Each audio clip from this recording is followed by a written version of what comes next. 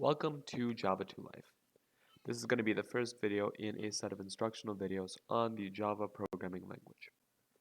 In this video, we will talk about what Java2Life is, the similarities and differences between Java2Life and CS Awesome. Then we will go into how we help you become a great programmer and where you need to start to begin this course. Java2Life takes a hands-on approach to learning how to program. We teach all of our concepts through coding, we provide you with examples, and help you make projects. We also follow the exact same format as CS Awesome, so anything you learn in that textbook can be applied directly to our videos.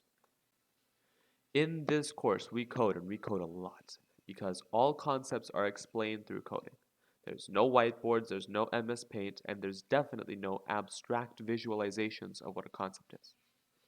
Once we help you understand what a concept is, we then apply those concepts into Java examples. So for example, if we were to teach you what a class is, then in the next video we will show you how to make a class in Java, how to actually code it. And once you understand the examples and the concepts, then you are going to make a little project for the end of every unit. Speaking of units, here's our units. We start with primitive types. We then go into the introduction to object-oriented programming principles. Then we work into control flow and loops. We finish up object-oriented programming. Then we begin arrays, array lists, 2D arrays, and inheritance and recursion are our last units. If this looks familiar, that's because it probably is. It's the exact same order as CS Awesome, but we do a lot of things in this course to fill in the gaps. We need to bring coding back into your learning because we feel that our current CS2 class is just not doing enough actual coding.